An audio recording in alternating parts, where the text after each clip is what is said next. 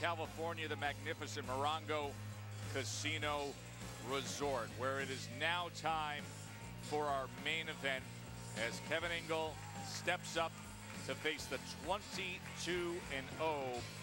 Anthony Dirrell.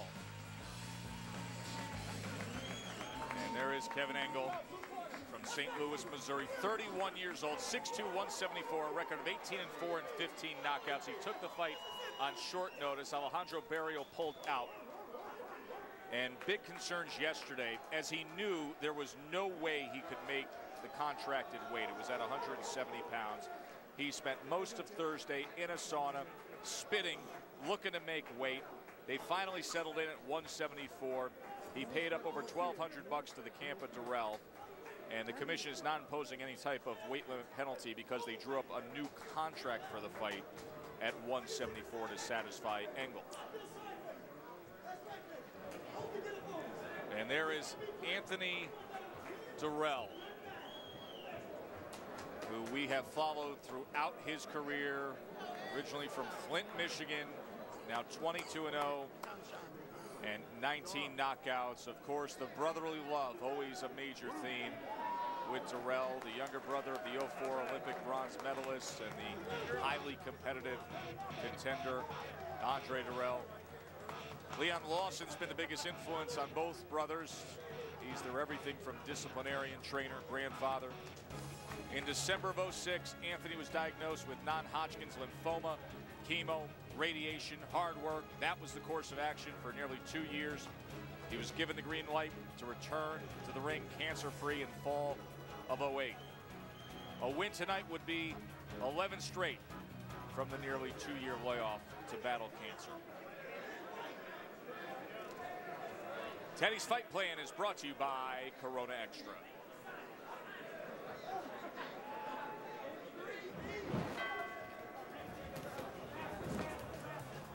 Dinosaurs were around a long time ago. The question here tonight is, how long will our main event be around? Not long. That's my guess. I don't think it's going to take more than 3 rounds for Dirrell to make Engel extinct. Well, let's do a little excavation and let's find out how it's going to be done. So it's going to be Engel, I'm going to be Dirrell. Dirrell's a southpaw. Sometimes. He switches. I think he's going to be better off switching. You know why? Because he's going to want that right hand.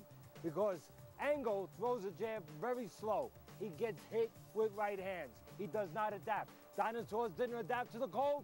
They're gone.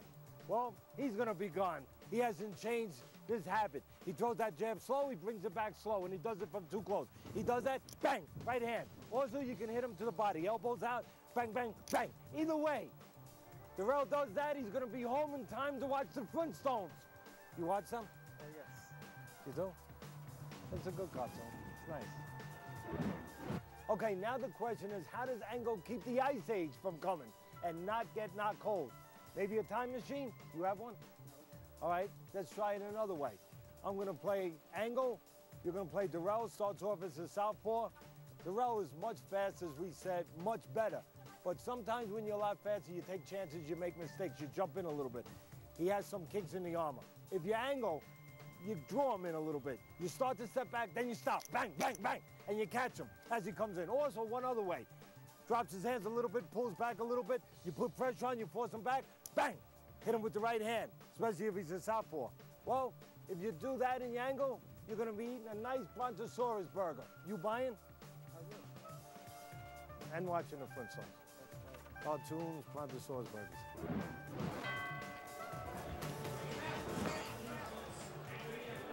Like Fred and Barney there. Hey, Barney. Hey, Barney. And now Dirrell being introduced to the crowd here at Morongo. Wins come by way of knockout. Ladies and gentlemen, introducing the current UBO super middleweight champion, Anthony the Dog Dirrell.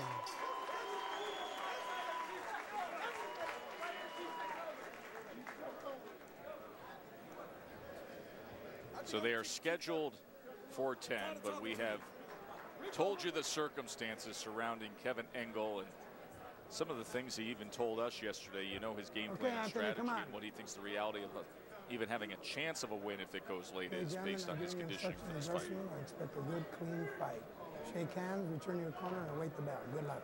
And I suppose that some of that will be addressed in Teddy's questions. What are the questions, Teddy? Well, with Dirrell, first, I think the only question really is he overlooking Engel, who has been knocked out 4 times, taking the fight on short notice, and could he get careless overlooking him? Engel, well, can he land the Hail Mary punch, not a pass, in the first quarter, not in the fourth quarter, since he doesn't figure to have enough gas in the tank to be around maybe in the fourth quarter. You know, you talked about weight. Put a little more emphasis, a little more exactness on it. Engel, when he got the call for this fight, he was 198 pounds. Wow. He got in the gym on the 11th of this month. He lost 24 pounds in 11 days. I mean, think about what that does to your body, losing that much weight in that time span. And then think on the back end of that, you have to go in and face Dirrell. Can be dangerous, physically dangerous. Sometimes worries me when we have those situations.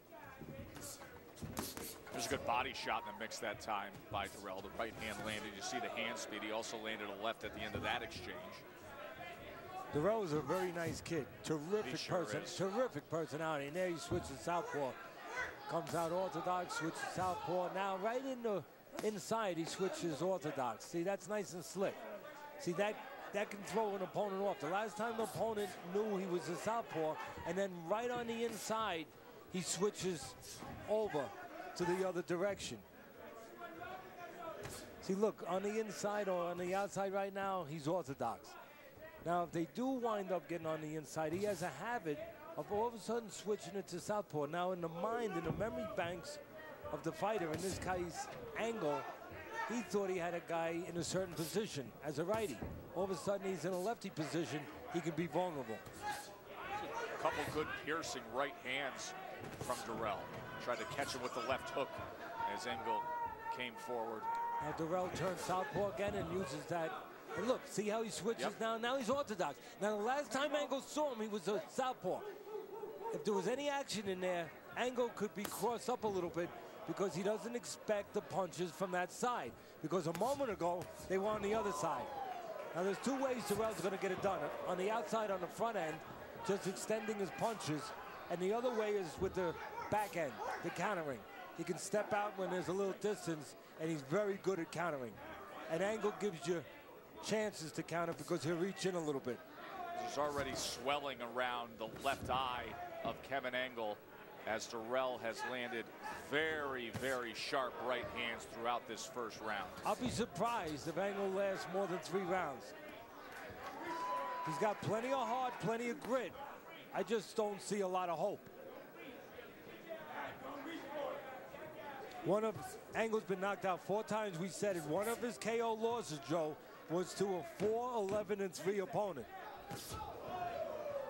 Very good start for the 22-0 Anthony Dirrell, coming to the end of round number 1. More to come. This is what happened earlier tonight on Friday Night Fights. This clash of heads that opened up as deep of a gash as we've ever seen on the forehead there of Aron Martinez. The blood just poured out like it was a faucet.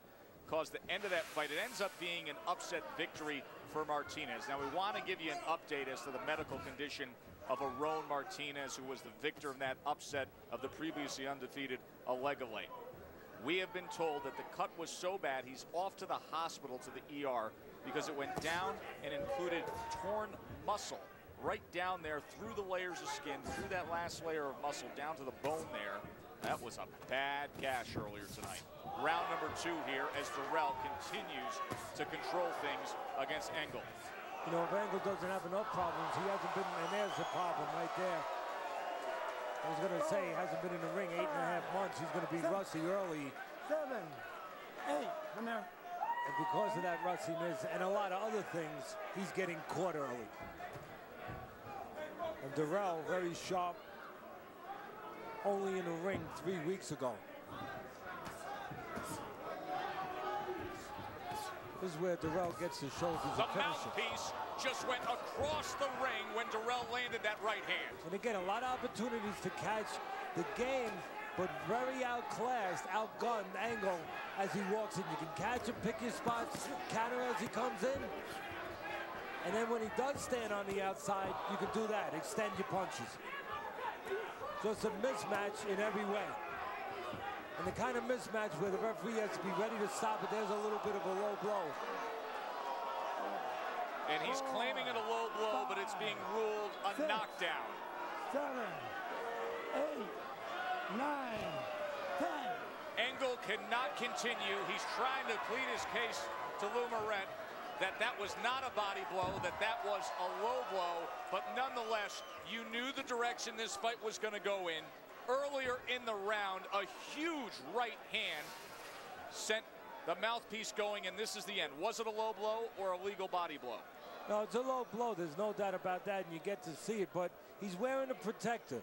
That's a leather cup that encases wrought iron, metal, that if it's fitted right, and that punch was right on the groin, right on the cup.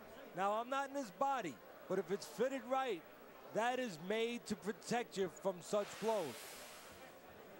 Let's send it up to the ring for the official particulars. Ladies and gentlemen, here is the official time. 1 minute, 44 seconds of round number 2. Our referee in charge, Dr. Lou Moret, reaches the count of 10. Your winner by way of knockout and still undefeated, Anthony the Dog Dirrell. Well, the crowd is booing because they know of the low blow. They have the big monitor here. But Dirrell was going to win this fight in some fashion like that. He was off to a dominating start, Teddy. And he was probably going to knock him out in that round. I had said, I'd be shocked if it went 3 rounds. It wound up going 1 less than 2.